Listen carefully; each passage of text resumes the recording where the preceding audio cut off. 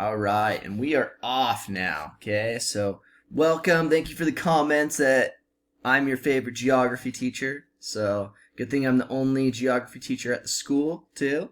So yay for that. Uh, Hopefully you guys had a good week last week.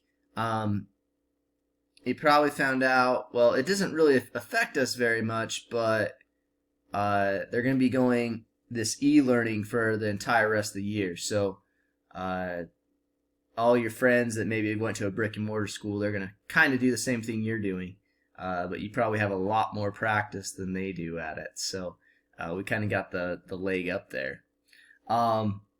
So let's talk about what we're going to be doing today, and then I will have time after for any kind of questions or anything like that you they might have.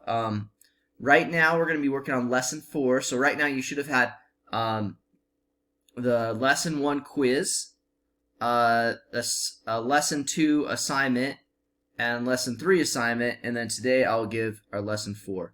I've only graded the first one and second one. I'm finishing up. I'll have all of those graded today for lesson 3 that turn them in, and then lesson 4 will be done by the end of this week. Yeah, bow down to us brick and mortar schoolers. I like it. Funny. All right, cool. Let's see here. Okay, so just kind of some rules to go over real quick. Use your pointer to follow along. Raise your hand if you have a question. Respond when you're instructed to. Use the away button when you're away from your computer. I know we all have to kind of jump out and away for a little bit.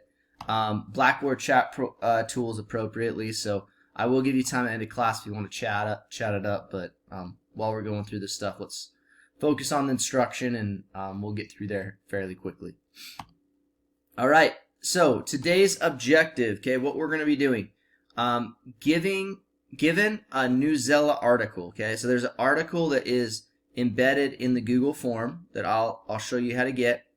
The students will read the article about immigration, okay, and draw conclusions of push and pull factors by listing 2 reasons for each why the person or persons want to immigrate to another country, and determine whether this is a voluntary or involuntary migration with 80% accuracy across one trial. So it sounds wordy, what you're doing, but I promise you it's not bad. It'll be pretty easy, like once we get through it, what you need to do. Okay? All right, so first thing we're going to talk about what is migration, okay? So migration moves, it means the movement of people from one area or region to another, okay? And the thing is with migration, movement is one of the themes of geography that we spoke about at the very beginning. So it might not just be migration of people, but migration of products. So think about Amazon, right? Amazon, you could have something that's made in China or Indonesia, and then it's sent to your house, and it's migrated all that way, okay? That's movement, okay? Movement of things. There's also movement of ideas. There's also movement of, and I said people, and that's kind of a big one that's going on. There's movement or migration of a virus. I hate to bring it up, right? But it does take into fact, right? We saw the migration of the virus take from in Wuhan, China, and then it's spread out and it's migrated and it's now covered the entire world, right? So there's things that are migrating, okay? But we're going to specifically talk about people migration. Animals also migrate too, okay? But the migration of people. So there's many reasons why people want to get out of here, out of a reason, okay? And I like this little cartoon that I found, okay? I thought it was really good. So you have a castle right here, okay? Beautiful place to live. Everybody wants to live in the castle, right? Well, not everybody, right? They have people leaving, okay? And it says, we are leaving because we do not like the way things are done, okay? So, for example, in some other states, the stay-at-home order is very, very restrictive, right? And they're actually seeing protests. I saw a couple news articles this morning where they're having protests in other states. Have you guys seen that at all? That there's people protesting, even some in Salt Lake County, that they're protesting and they just leave, right? So somebody don't watch the news. Okay, well that's what's happening. Okay, so people don't want to be cooped up in their houses. They're like, let us open up our businesses. Let us open, go do things. Okay.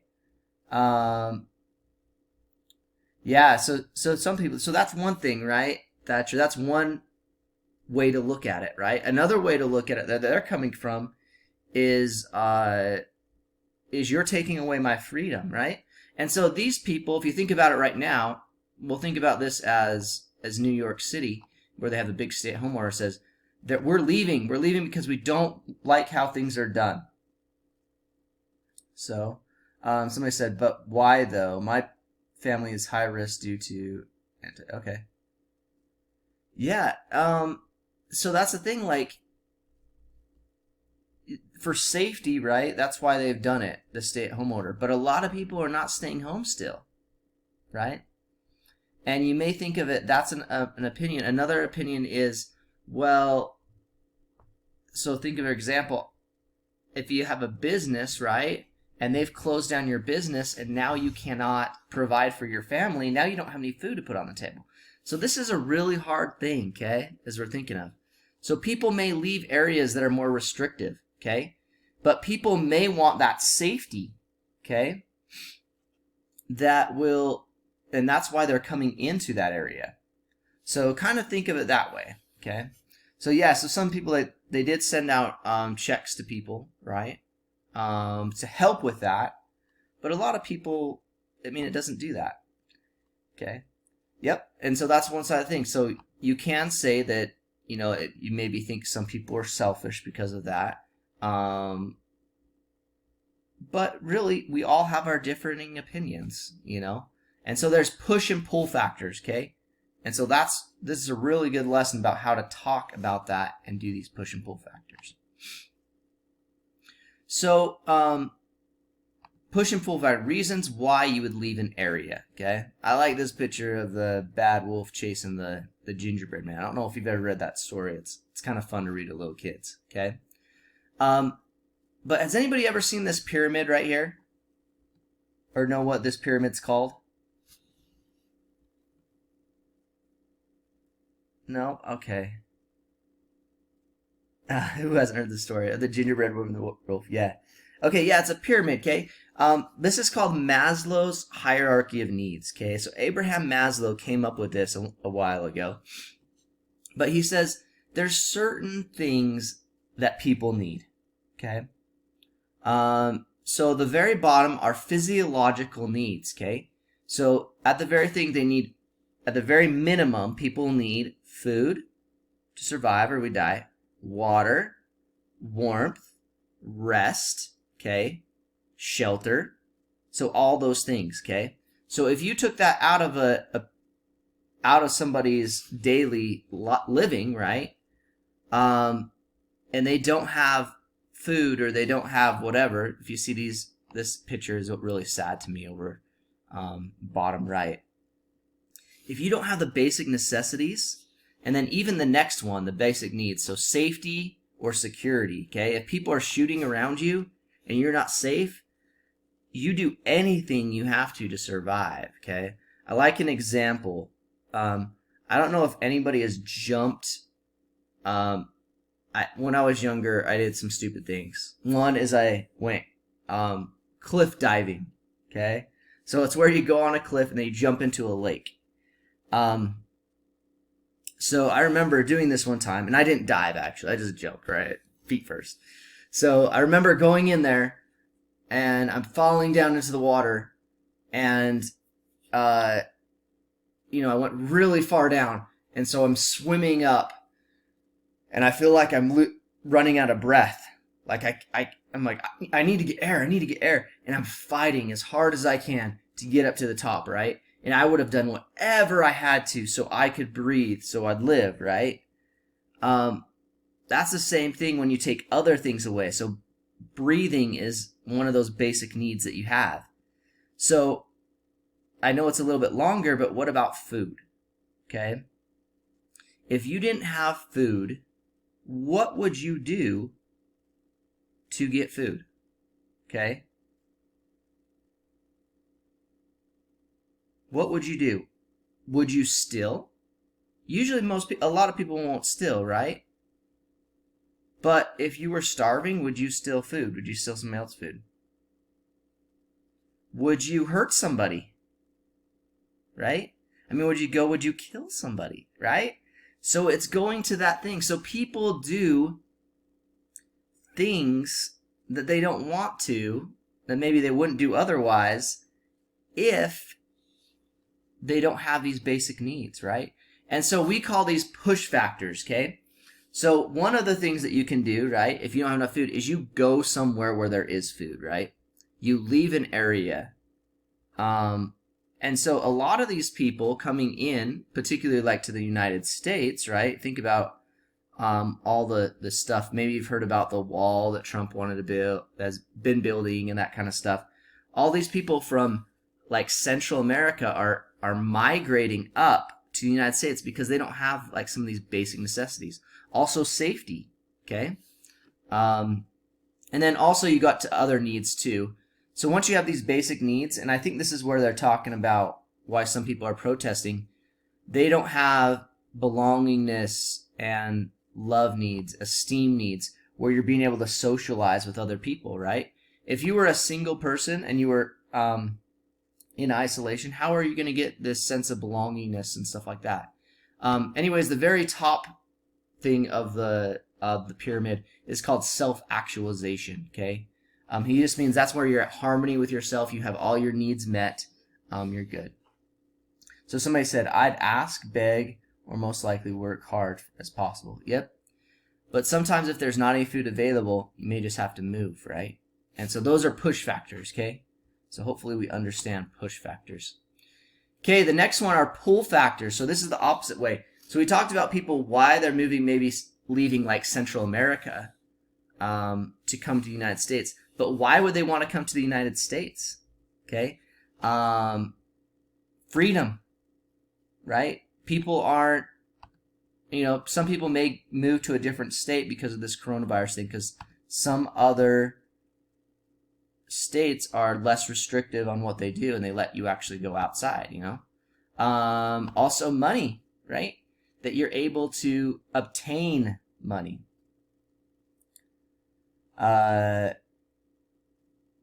So something that Jade mentioned, that the country needs to open back up because of the economy. Yep. We need to build up businesses and that kind of stuff. Yeah, so there's give and take, right? And we got to play a good balance on how everything works. So you kind of seem like you're on the other side of the fence, right, Jaden? So there's always these opinions of why we kind of do things, okay? So there's pull factors, right? So I think this is, being able to talk about this, I think really kind of hopefully helped you understand what push factors are, why you'd want to leave a place, and why you would want to come to a different location. Okay, the last one here is what we talked about, voluntary or involuntary migration. So if you didn't make a lot of money, and you left to go to another country so you can make a lot of money, that would probably be involuntary migration. So you didn't have to leave the area, right? So that's what that would be. But voluntary, that'd be voluntary. So basically you leave a certain area because you want to, right? You think there's a better place for you. But involuntary is you have to move because of maybe war, or you're in danger, or you don't have any food, okay? And it's a forced migration, okay? You're forced to be able to get out and go to another place, okay? So what you'll need to do, let me go to, this is what your assignment's going to be, okay? You'll need to read an article about migration, which I have one for you. you're going to draw conclusions from the article, okay, after you read it. You're going to list 2 push factors, right? Factors of why the person left. List 2 pull factors, why the person came to where they did, okay? And then answer whether the article was a voluntary or involuntary migration, okay?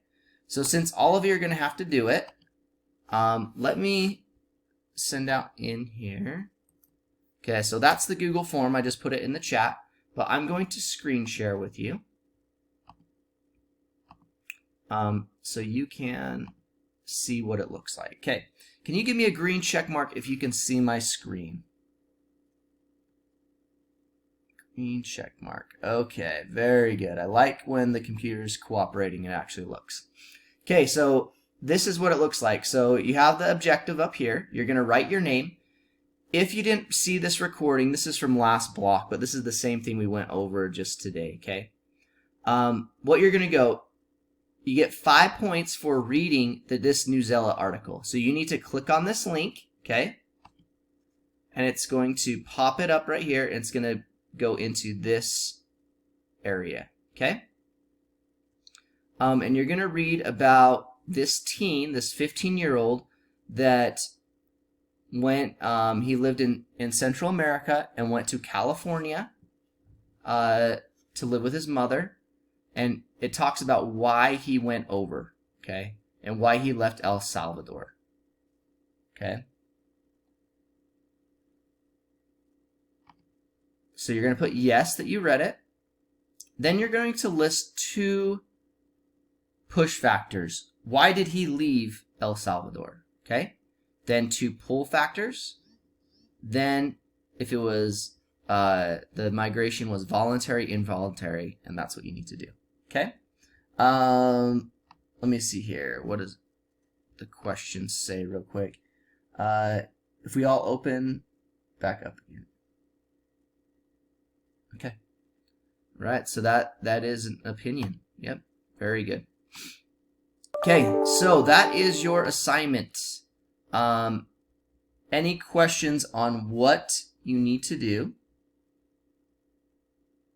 Is there any more we need to do this week? Nope, that's the assignment this week, is lesson 4 assignment right there. So I will stick around. I did open up the slides for you, so if you need to go back and look at anything, this video will be recorded and put on the class announcements as well as in lesson 4. And so that is your assignment for this week. So I will post that again in the chat, so you have that. I'll also push that out to you, but I will stop the recording now and answer any questions if you have any. Recording